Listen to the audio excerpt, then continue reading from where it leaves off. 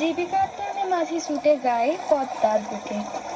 সেই পদ্মার চলাচ চলাচ পানি মাঝিকে প্রেমিক বানায়। তাই সম্ভাব্য কোনো দুর্যোগ সেই শিহরিত যাত্রাকে থামাইতে পারে না। সে নির্ভীক, কিন্তু মেঘের গর্জন প্রেয়সীর বুকে আশঙ্কা জাগায়।